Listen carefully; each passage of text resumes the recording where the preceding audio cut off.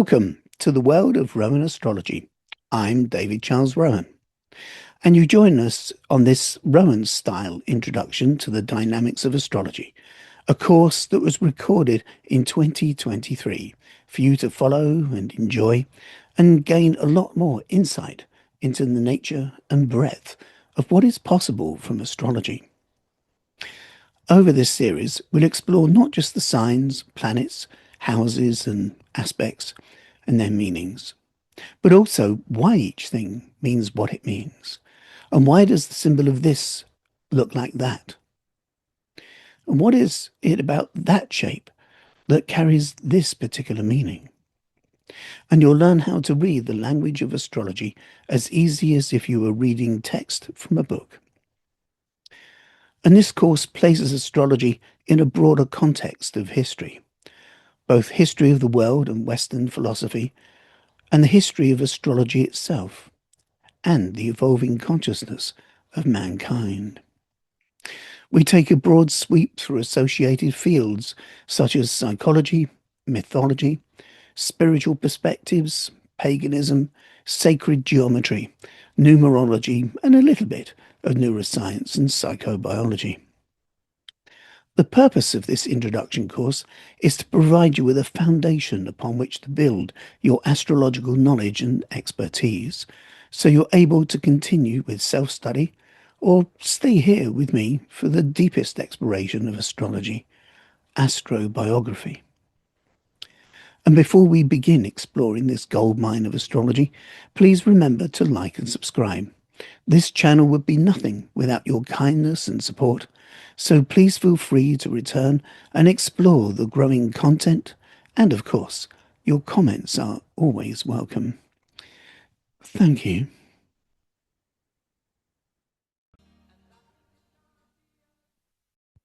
Hello. We are back again. Hi, Stephanie. Hi. Yeah, you okay? Yes. Yeah, good. All right. I don't know who else is back yet. But yeah. Oh, good. There's I'm Joe. back, David. Hello then. Back. Good. Just wait for Donald, Tim, and Jenny to come back as well. For a second. How are you finding this, Joe? Very knowledgeable. I'm finding a lot of information that I didn't know about astrology, and I'm just trying to absorb it all at the moment. Oh, it would take a bit of time for absorption to happen. Yeah. I always recommend the best way to learn from this is to treat it like an interesting TV program. Mm-hmm. You know, because I've met people over the years that have said to me things like, I've got a terrible memory, I'm useless at learning, can't remember nothing. But then they can quote almost verbatim the script of Lord of the Rings. Yeah. And but a person who's telling you they can't learn can memorize and repeat Lord of the Rings.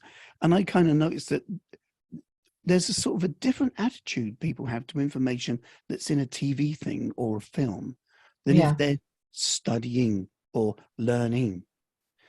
And there's a sense of enjoyment and fun that comes out of something that's entertaining, but it's something serious and dusty that comes out of studying, largely because people have got their school experiences attached to the word learning. So when they're doing any kind of learning, they're back in they're 5, they're 7, they're 9, they're 14 again. That's me to a T. Yeah, indeed. But so I'd forget about learning anything, just enjoy it. And if you could kind of take this like it's an interesting TV show and you happen to be in it, right, you'll find that your brain will kind of pick it up much more quickly. Yeah. Thank you. Yeah. Oh, it's a pleasure. I'm enjoying it. Thank you. Excellent. Good. We'll roll along then. So just going to kind of get something together here to illustrate something for you. We'll have one of those there. Hold on a moment. And we'll stick a bit of that in and one of them. And I think we need something at the other end like that. And another one of those. And we need some of this. And perhaps a bit of that. Oh, yeah, we need a lot of that. There. Right. Okay. Cool. Now, when I was about 7 years old, I was a Cub Scout. And in the Cub Scout group we had, there was this guy in charge called Arcala, and there was a second in charge guy, but I can't remember his name or what he was called. But he was a teacher, and he used to invite 3 or 4 of us, maybe 5 or 6 of us, round to his house on a, one weekday evening for extra kind of science classes. So one time we went round and he had some bits of wood and a little bulb and a battery and 2 bits of wire. And we all put them together and made a torch. That was brilliant. We made a torch. That's fantastic. And then one time we went round his house and he said, right, tonight we're in the bathroom. Whoa. So, you get a load of boys in a bathroom. We're all going, whoa, making spooky noises. And then he switched the lights out. We all went, whoa. And he switched on a torch, but he didn't shine it on his face and go, no. Instead of that, he shone it towards his bath, and he'd prepared about this deep of water in the bath and put a square kind of glass pyramid at the bottom of the bath. And when he shone the torchlight onto the pyramid, this really wide rainbow went up the wall. And he said, this is the light spectrum.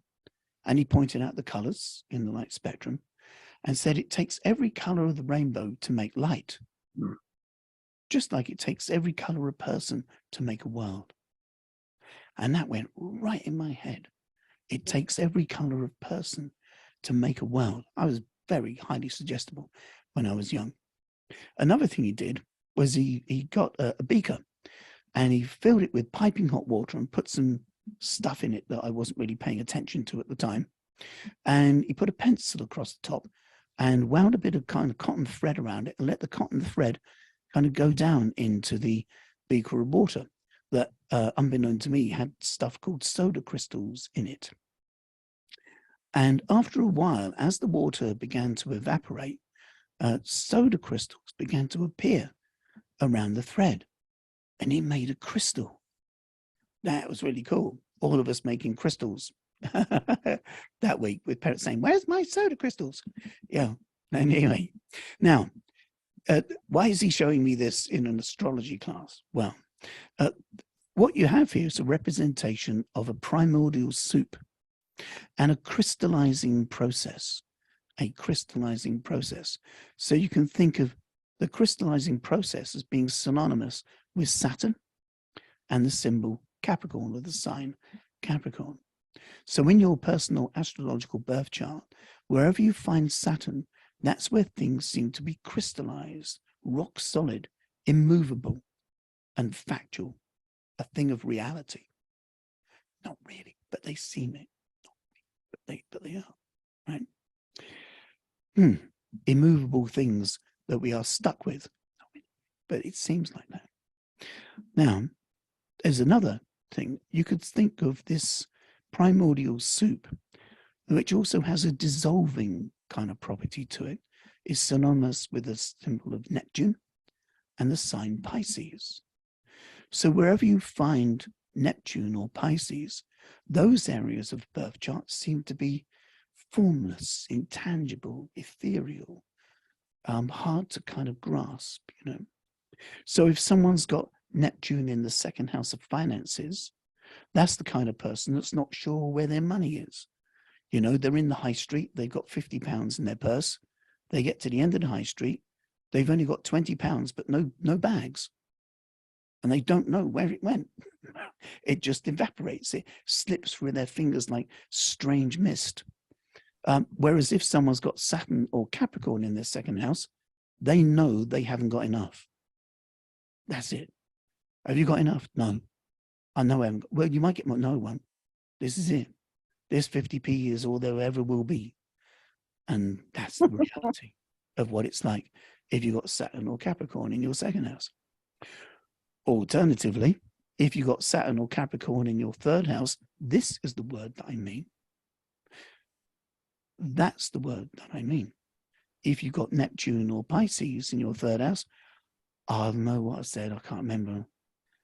And I don't really know what are you talking about. I've lost it. Sorry. You said something and I started daydreaming and I completely lost it. It says Neptune or Pisces in the third.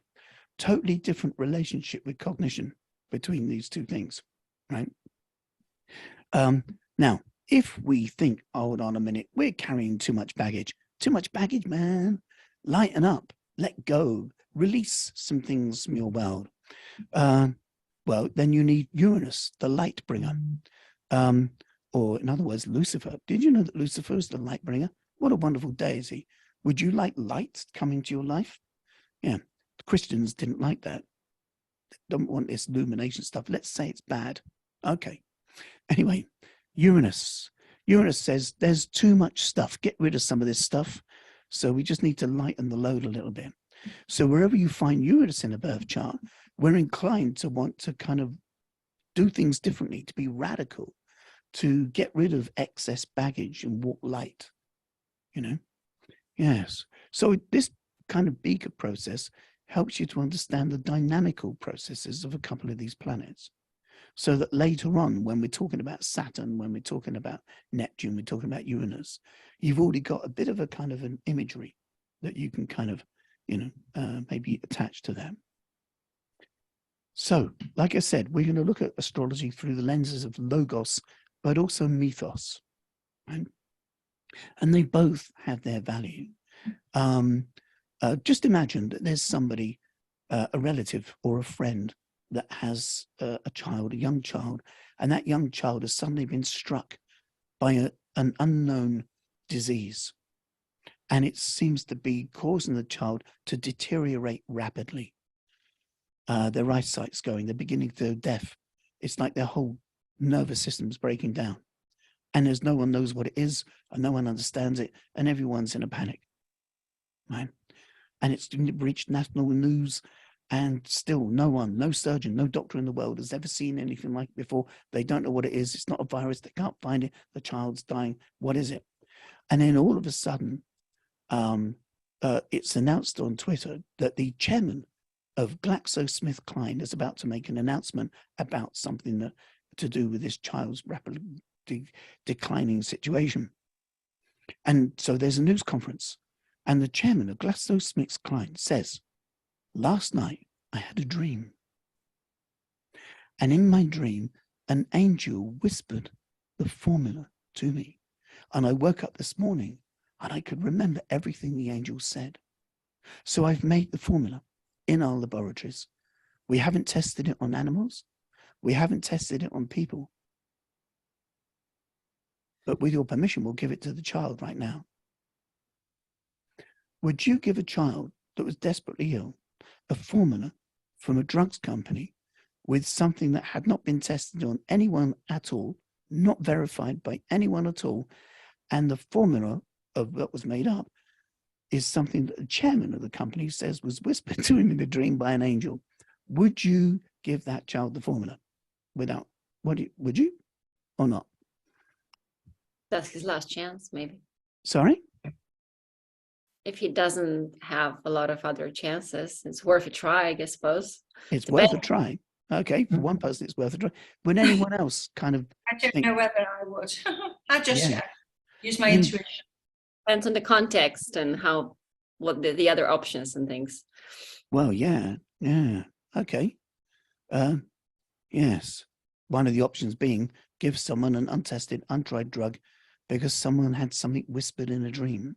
By the way, that's the way that the gods classically speak to people, is that angels whisper messages in your dreams. Okay. Imagine a different scenario then. Imagine that you want to get to know someone who's started working where you work, and you want to get to know them. So you say, "Excuse me, I'd like to get to know you." They say, "Okay." So you sit down with a pen and paper and a clipboard, and you begin to interview them. So you say, "Right, have you ever watched a soap opera?" "Yes." "How many have you seen? And what ones have you watched? Have you ever listened to Dire Straits? Have you got any Dire Straits CDs? Have you ever seen Dire Straits? Do you have any Dire Straits hats?" And you ask them thousands and thousands of questions, writing down meticulous detail of every single thing and nuance of their life, what they've done, where they've done it, how they've done it, and all that kind of thing. Now, at the end of 1,000 questions, would you know the person? No. Sorry? No. No. You'd have a lot of data, but you wouldn't know them, But if they started to tell you a story about their life, and you saw something in their eye, something would be revealed. And then you'd find that you know them. So sometimes, in certain contexts, research is appropriate. And sometimes, in other contexts, revelation is appropriate. It's not that research is always bad. It's not that revelation is always bad. It's all about context. You know, we are dual hemispheric creatures. We have a left brain and a right brain. And sometimes we get something because of a left brain approach, and sometimes the right brain approach is better, and vice versa. So that's why we're going to explore astrology through logos and data and facts, but also through myth and legend.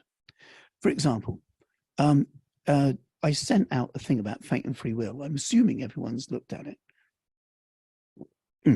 But in Persia, there's a wonderful myth that sums this up. And one day, the servant of a merchant went into the marketplace in Baghdad. And in the marketplace, he saw death staring at him. And it freaked him out. And he ran back to the master's house, shouting, "Master, master, master, please lend me a horse. Please lend me a horse." And the merchant was a kindly man. He saw the distress of his servant. He said, "Yes, of course, but what on earth is wrong?"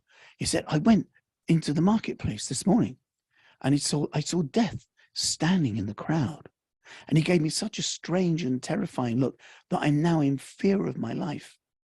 If you could lend me a horse, I could be as far away as Samara by nightfall."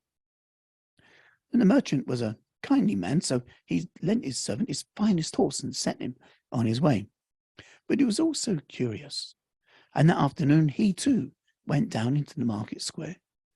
And he also saw death standing in the crowd. And he approached him.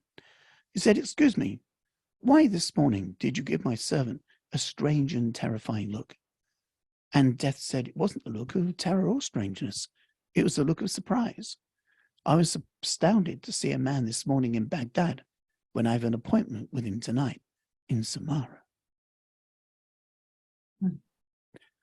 It's like that, you know. You can look at a birth chart and say, there's no such thing as fate or destiny. And you can describe someone's child and they go, "Yeah, how did you know that?"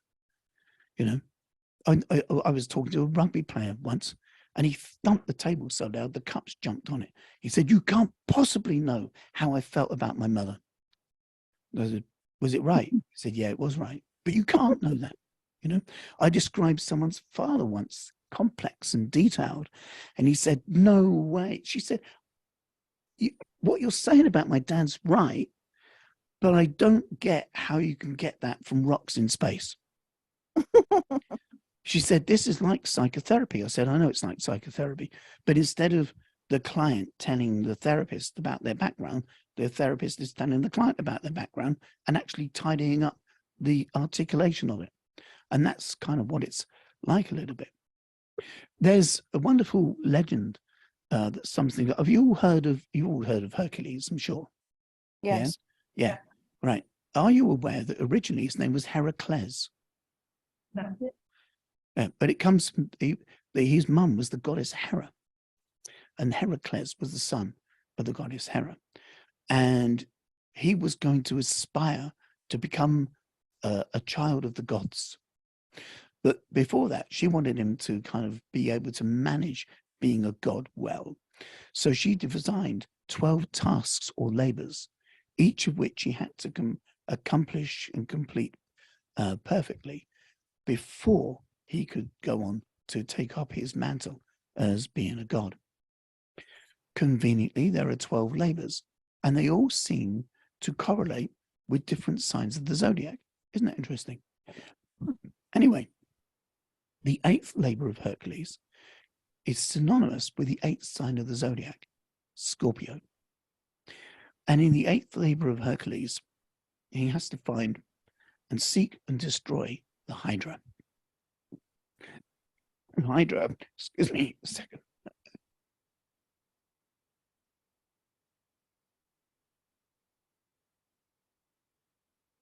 The Hydra is a monster that lives in a swamp. Its blood is poisonous. Its breath is acid. It has 8 heads. And outside the area, by the big great gate that leads into the realm of the Hydra, Hercules meets up with his guide and his mentor.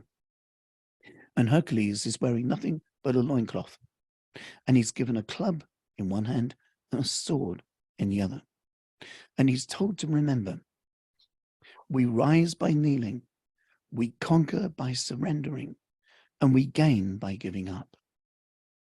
We rise by kneeling, we conquer by surrendering, and we gain by giving up. Then the great gate is opened.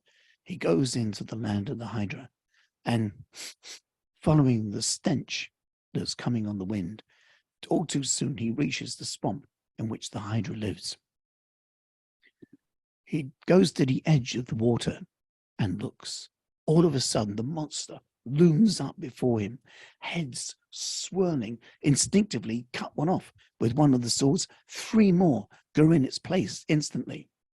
And then he remembered the words of his teacher. So he knelt down by the edge of the swamp, grabbed hold of one of the heads, and lifted the whole beast up into the air. And flaming in the air, it suddenly stopped, wilted, and died. A swamp is a place of stagnant water. But anyone who aspires to magic knows that all water finds its life down to the sea. And all you can ever do with magic in life is merely direct the flow or the direction, the shape of the water. If you attempt to stop the water reaching the sea, quite literally, you dam it. It is the nature of tears to flow from our heart out into the world.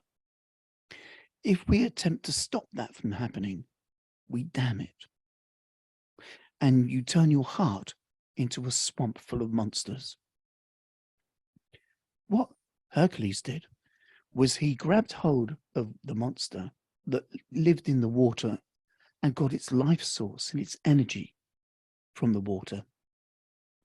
And in antiquity, water is synonymous for emotions and what we would now call the unconscious. And he lifted the monster up into the air. And because he removed it from the source that supported it, it could no longer flourish and it died. In other words, he aired the problem. In antiquity, the element of air represents communication, thought, talk, and listening. And that perfectly describes the dynamics of psychotherapy. When we air a problem, we feel better. Isn't that cool?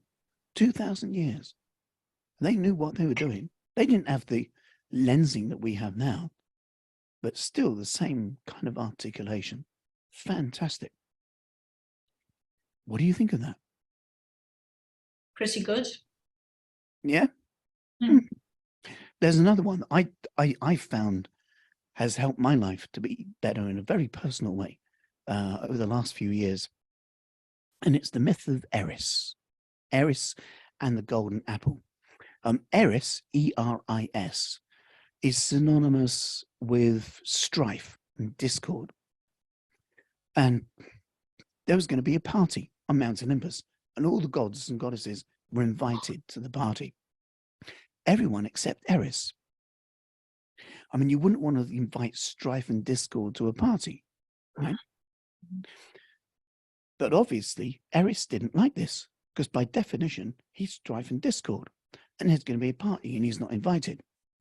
So he fashioned a golden apple and inscribed the words, "For the fairest," upon the surface of the apple. When the party was in full swing, Eris snuck up to the great hall, got hold of the golden apple and threw it in through the columns into the party. It landed with a thud, dum, in the middle of the hall. The music stopped. Everyone turned. Light twinkling off the golden apple.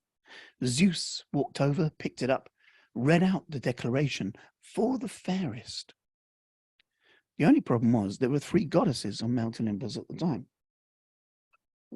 There was Hera, the goddess of wisdom, Athene, the goddess of vegetation, and there was Aphrodite, the goddess of love and beauty. Who should get the apple? All the gods, in their way, had kind of partaken a little bit of all the goddesses. So Zeus picked one little shepherd boy called Paris, who lived on some mountains near a place called Troy. And it was a decree from Zeus delivered by Hermes, so of course he couldn't refuse. Athene appeared before him and offered plenty and vegetation for his peoples forevermore. Hera appeared before him and offered him the wisdom of the ages. Aphrodite appeared before him and just took off her gown. She also offered him a lady called Helen as his wife, forgetting to mention she was already married to the king of Troy, and thousands of people lost their lives. But that's beauty contest winning for you. So one of the things you can learn from that, apart from the fact that love isn't always clear and easy, is that whenever you invite discord to your world, it by definition, it doesn't come. You know, I've spoken to people who are kind of planning weddings and things, and they say, oh, but I don't like Gary's friends, I don't want them to come to the wedding. But they'll be really annoyed if they're not invited. Well, then invite them. Because if they are discordant for you, they'll find some kind of excuse to keep away. Uninvited discord can find you. But if you invite discord, by definition, because it's discordant, it keeps away. And that works. Now, a little thing to kind of show you. We're going to talk about some astrology and history now, and it does involve looking at some astronomy. It's okay, relax, and allow this to just to flow into your left brain and perhaps even wash over your right brain as well. So we've talked about this before. So these are the seasons because of the Earth's tilt in its axis as the Earth orbits the Sun. The solar light illumines one part of the Earth rather than the other. So we get these seasons, and these are the solstices. And these are what are called the equinoxes, where light and dark is in equal balance.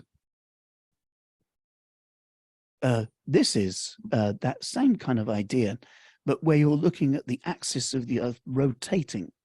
And in its rotation, it creates a thing called the Great Year, which is approximately 26,000 years.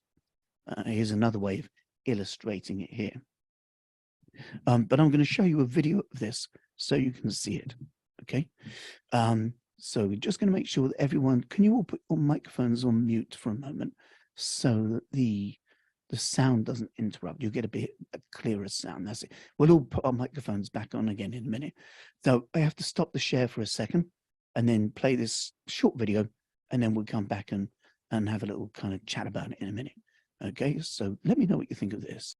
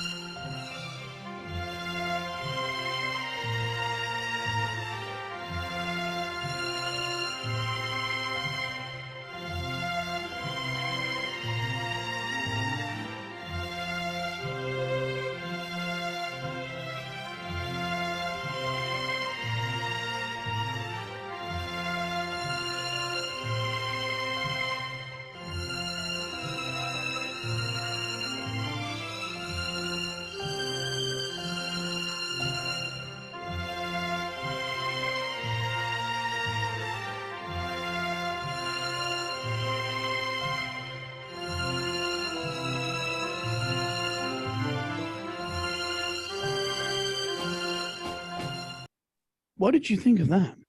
Very impressive. Yeah, it's Yeah, very brilliant. beautiful. It's like dancing. It's like balletic almost. Yeah, well, the music the music was me. The Yeah, original, Neptune waltz or something, is it? yeah, the original thing had like dance beats going dun dun dun dun dun dun dun dun dun dun, dun. And I thought, no, this needs something more, classical. But the graphics were superb. Now, just to put that a little bit more detail for us, there you go. Now, that 26,000 years roughly, if you divide that into 12 sections, or you get 12 periods of 2,000 years. And this is where you get the idea of an age from. So you might have heard of the age of Aquarius. Yep, that's an astrological reference. Okay. So now, just as a bit of a thing to illustrate this, I'm quite sure your knowledge of history is superb, right? And you know what was happening roughly globally 12,000 years ago. I'm sure you do, because around between 12,000 and 10,000 years ago, there was an increase in global warming and the Great Ice Age began to recede. Isn't it interesting that Leo is ruled by the sun, and that's the period in which the Ice Age began to recede? Yes, between this period here, in the age of Cancer, people began to settle more, especially in the middle parts of Europe and the world, that band that had been so frozen before. People became a little bit more sedentary. There were changes in culture, especially in the Middle East around a place called Jericho. 9,000 BC, there was a change in culture. Small family groups became to specialize in things. So you had the smiths, the potters, the woods, the hunters. When the beginning of the age of Gemini, around 6 to 8,000 BCE, there was a form of writing called Vinca. Vinca symbols began in southeastern Europe, and they were like a kind of proto-writing. It was in the age of Taurus that the cow worshippers came along, the Hindu people, and also in this period of time between 4,000 and 2,000 BC, that most of the world's great temples were built and are still surviving. Taurus is a sign of endurance. The pyramids and Stonehenge and Avebury, all built when the earth was moving, if you like, through the age of Taurus. The age of Aries saw the new land worshippers, the Judaic peoples, and there was also the discovery of iron. And suddenly armies could take their philosophies around the planet on a wave of bloodthirsty warriors. And then there's this zero thing, this very awkward calendrical zero thing. Of course, we say that something special kind of happened here with this thing of zero. So I think we should have a look. When I first got hold of astrological software, when I was about 27, there were the first two things I looked at were, I think the first thing I looked at was what was happening in my mum's birth chart and, in her personal astrology when she died, because I wanted to see if there was an astrological correlation. I seem to have this thing, if I can find a correlation of something in a chart, I find it easier to comprehend. The second thing I looked at was the Star of Bethlehem, because, it's an astronomical phenomena. So therefore it should show up, right? So this is, now, by the way, this is my birth chart, as we would think of it now, and just let the complexity of that just kind of rest upon your retina for a second. And here's the chart of Bethlehem. Now you notice there are fewer planets, and that's because I've calculated this using the astronomy that would have been seen at the time, rather than add on modern planets and things like this. So this is the 25th of December, at midnight in Bethlehem. There isn't anything particularly sort of mystical about it, really. Now, I'm sure that you know the story, right? 3 wise men saw a star in the east, and they knew that it meant the coming of a new king. So they followed the star, and they went to see the old king. And they said to the old king, "Where is the new king?" And the old king said, "I don't know of a new king." So then they carried on following the star, and they found the new king. And they had gold, frankincense, and myrrh and things. And meanwhile, the old king didn't like the idea of a new king. He was very jealous about this. So he sent his forces to kill all the babies born within 2 years of this moment. And the new king's father, who wasn't his father, but was his father, but wasn't his father, but was his father, had a dream. And he dreamed that there was going to be trouble. So they snuck the new king away into Egypt, where he stayed dormant and kind of obscure for about anonymous for about till he was 10. Then he popped up in the temple, declared himself, vanished again, then turned up when he was 30 and started doing his great work. Now, there are some things here. One is that the 3 wise men saw a star. Okay, so we'll find out the timeline of things next week. But in history, there was a point when astronomy and astrology were the same thing. Right? They were both the same discipline. And then they got separated. Astronomy separated off from astrology. So astronomy is a science that looks at the cosmos and seeks to understand its nature. Astrology is an art that looks at the cosmos and applies meaning to it. So an astronomer would say there's a red thing, it's over there, it's going over there, and that's it. But an astrologer would say there's a red thing, it's over there, this means you're going to be short-tempered tomorrow. Right? There's a big difference between these two things. So for these 3 wise men to see a star in the east and travel must mean that they are astrologers. This means the Bible tells you it's wise to be an astrologer, and the only person who can find Jesus is an astrologer. Okay, that sounds like a good plan.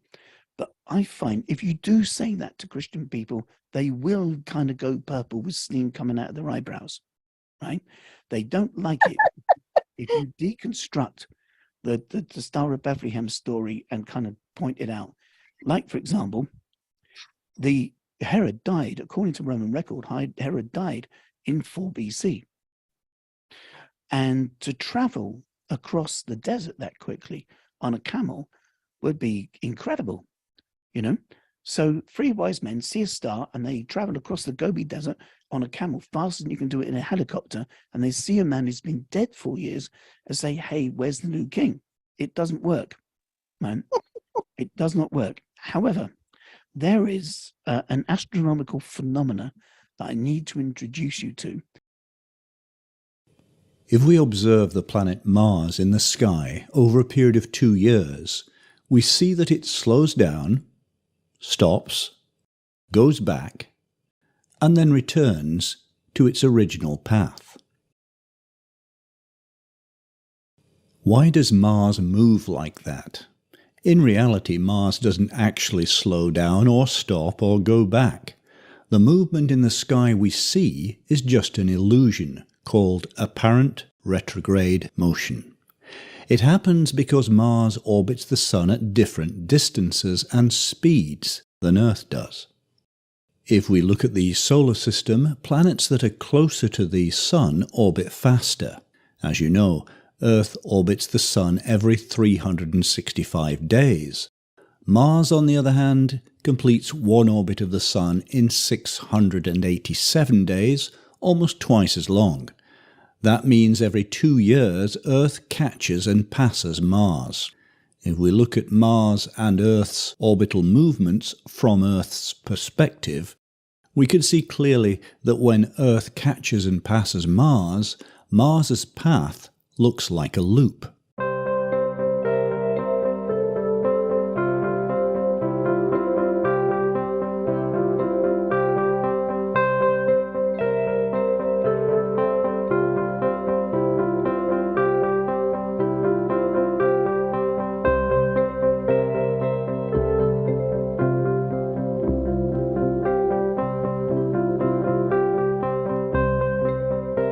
Apparent retrograde motion is valid for other planets, including the inner planets Mercury and Venus.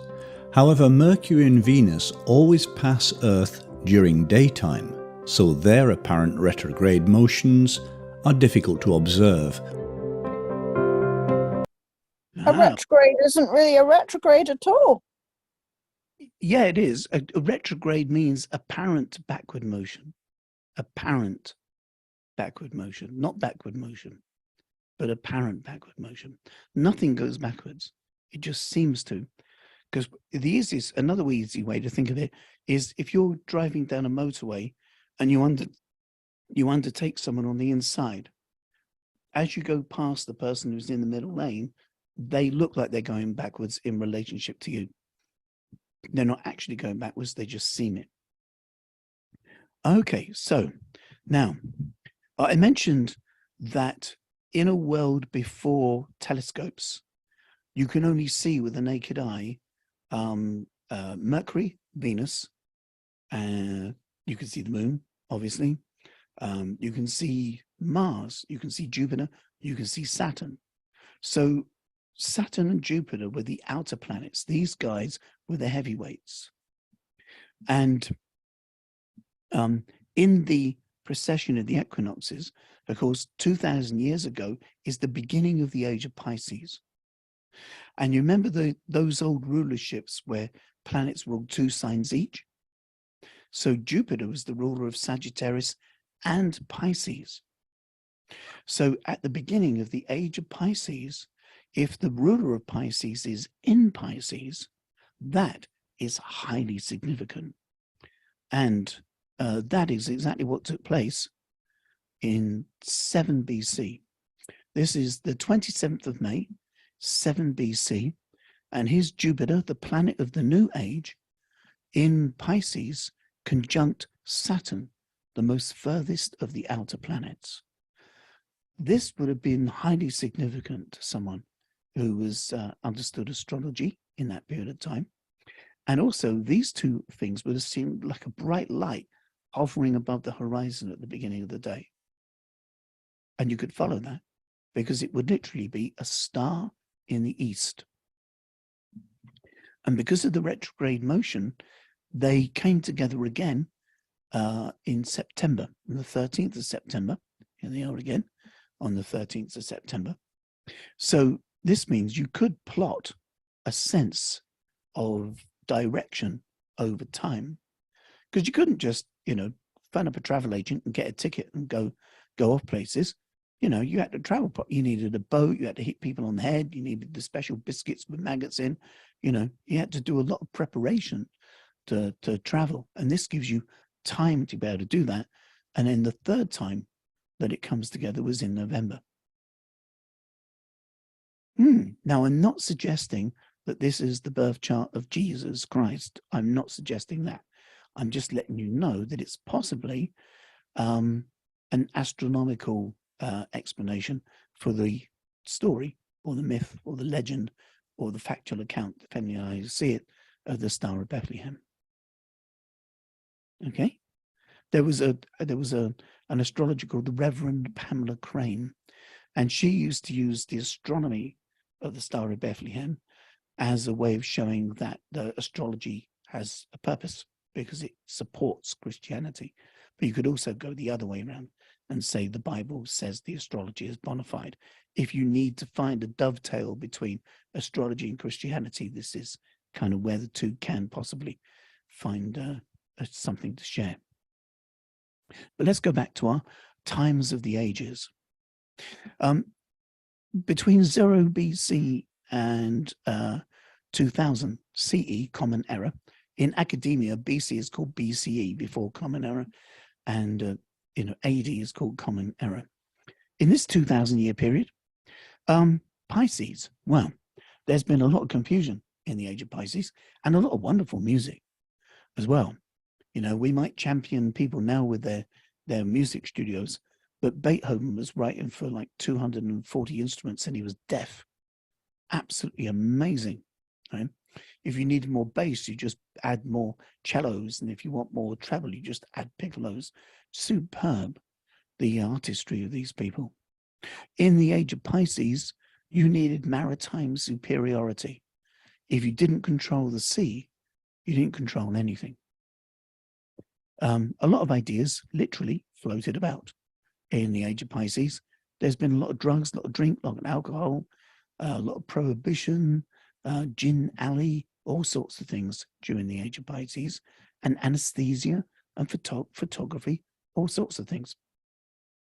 A very Piscean period of time, which means that we are now here. Now, there are different astrological systems that talk about when the age of Aquarius begins. For some astrological systems, they say the age of Aquarius began around the end of the 1700s, and for others, other astrological systems say that it's around 2050. I'm of the opinion that because seasons overlap, and you can't really tell when spring starts and when, autumn begins and things. So I think that the age of Aquarius began at the end of the 1700s, and the age of Pisces ended at the end of the 1990s. We're now in the beginning part of the age of Aquarius. It's going to take about 1,000 years for it to establish itself. But what does this mean? Well, as you know, all of the signs have a polysemy. So the upside of Aquarius is that we are entering into a period where mankind reaches a sense of altruistic utopia, where people are considered to be citizens of Earth, and they are cared for and loved just because they are a citizen of Earth. This suggests a period of time in which nationalistic boundaries are fade away. So there's no Mexicans or Greeks or Germans or Scots or Parisians anymore. You're just a citizen of Earth. Wonderful, huh? And no religious arguments either. I don't know how that's going to happen. I don't know who could possibly go up to the Islamic world and say, it's okay, guys, we're not doing Islam anymore. Just stop all that, Or Yeah, good luck with perhaps, that. or perhaps everyone follows Sharia law, and we just do that instead. Which how? There's got to be something. I mean, in the idea that there wouldn't be nationalistic labels or boundaries and or religious labels or boundaries is so far out of what seems possible.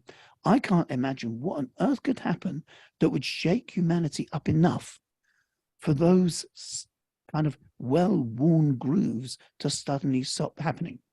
Unless there's another Aquarian option, which is invasion by aliens. That would do it. If there was invasion by aliens, all of a sudden, everyone would just become people. Yeah. That would be about the only thing to do it.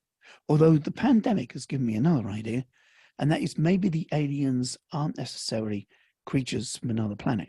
They could be viruses from our own planet, or technology viruses as well. Because Aquarius is also a sign that represents electrical science, electrical technology.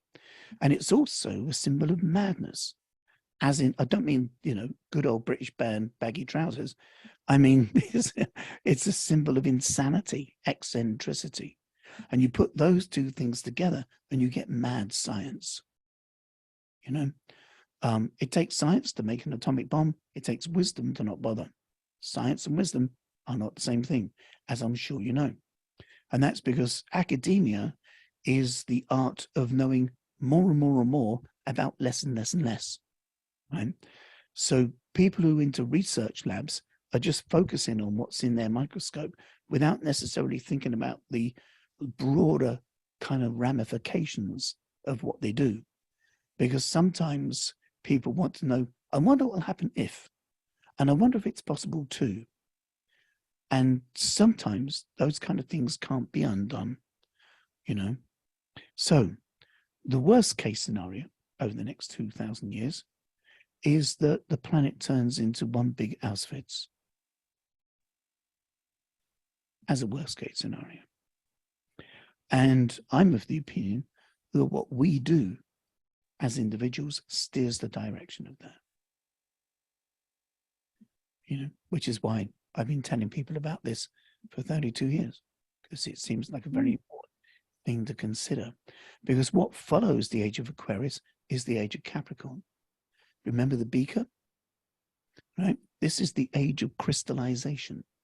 So whatever condition humanity is in 2,000 years from now will stick for the next 2,000 years. Artificial intelligence is becoming quite a thing. Yeah, AI. Yeah, indeed. Yeah. So interesting times for sure. One thing is that it's not easy to predict because Aquarius is a sign of unpredictability as well. But issues of freedom could be far more important than they ever have been. I don't know how that can be. Perhaps all slaves will actually be liberated. Possibility. Then again, we could all be completely enslaved by technology. That's also a possibility too. But we are in charge of the direction with our behaviors, our actions, and especially how we direct younger people. No pressure there then, right? Yes. So we have an idea of how to use astrology to get glimmers of vast tracts of time. Next time, we'll look at astrology in smaller pieces of time and then lead on from there. Yeah. How have you found? Yeah, you got a question there. A question, if you can indulge my curiosity. Yeah. What does Sagittarius represent and what is expected then in terms of this timeline? Oh, that's a great question. Yeah. Sagittarius represents travel and adventure. So what could happen is that however humanity configures itself over the next 2,000 years, crystallizes in the age of Capricorn, and then travels beyond the boundaries that humanity has currently reached so far. So in other words, we could potentially take the stuff of whatever we've managed to do out beyond this solar system. Superb. That's a potential. I think that if we find a way of being able to conduct ourselves with harmony and peace, it is possible that we could take humanity to other places, but a peaceful version of humanity. I think the good thing is that I think it creates its own virtue. And what I mean by that is that if humanity hasn't sorted itself out to be peaceful and loving as a disposition generally, or even completely, by the end of the age of Aquarius, then this Sagittarius period could mean that the survivors of humanity find a way of crossing the sea. Mhm. Wonderful. Thank you. Yeah, it all depends on what we do and how we do it. But that Einstein quote, if the Third World War is fought with nuclear weapons, the Fourth World War will be fought with bows and arrows. Mm. Yeah, And- very true. Yeah, and if we're not able, I mean, the Mir space station was an example in its origin of the peace that space can bring, the unification of science, the best of humanity. The Americans, when they first docked onto that Russian platform and the hands shook, between what a Powerful imagery. yeah, what an emblem of peace for the world and the future of mankind. The Russians have now disembarked from the Mir space station, and it's now back into a schism between the two countries again because of what's happening, in other parts of the world. And so, how human beings conduct themselves will either mean that we actually manage to travel far distances because we can manage our own natures, or if we can't manage our own natures, we won't be able to go anywhere with it because it just won't get that far.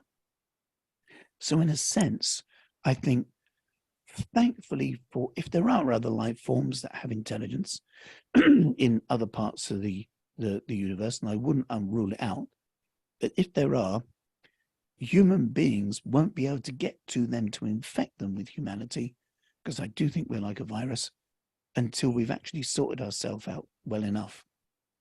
Yeah. So in other words, only a good humanity could travel, because if humanity is still poisoned by itself, it just won't get as far as, getting beyond the moon, really.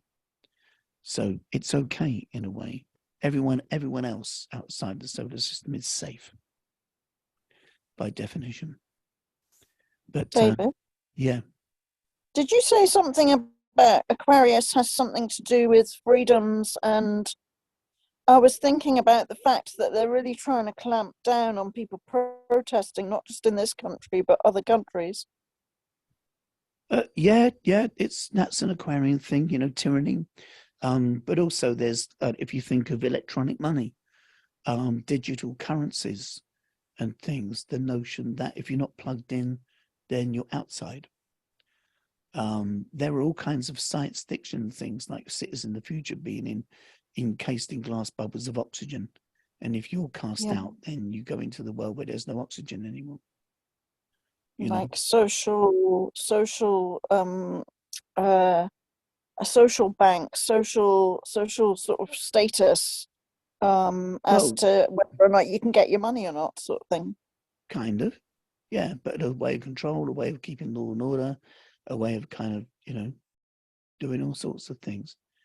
I think that there are governments that are disposed towards human rights, and there are governments that are, actively in disfavor of human rights.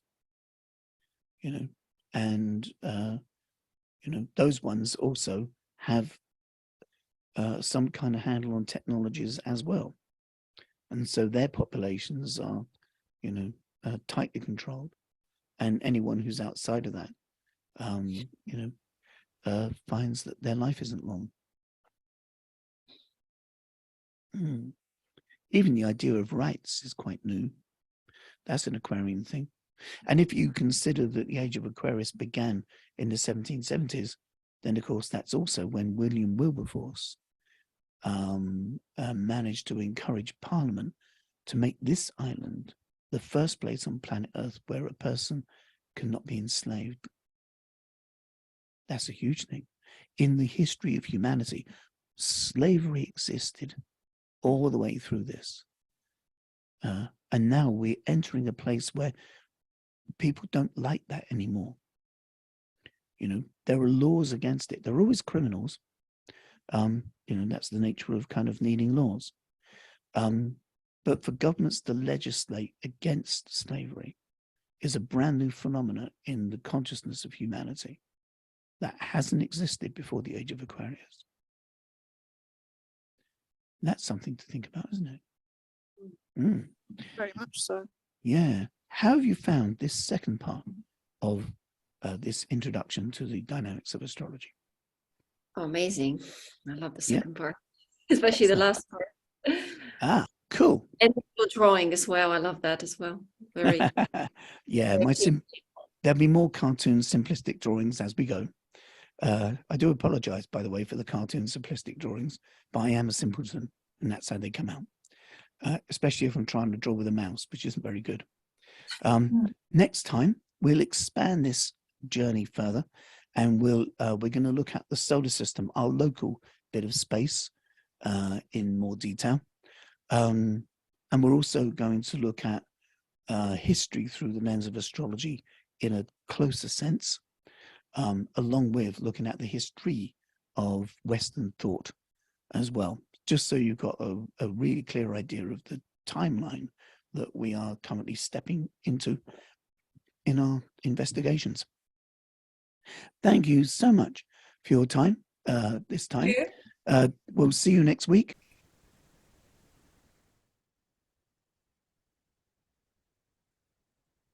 Thank you for watching this fascinating window into the nature of being human through this fine and ancient art of astrology. It is truly a pleasure to share these astro adventures with you, and please ensure you like and subscribe and continue exploring.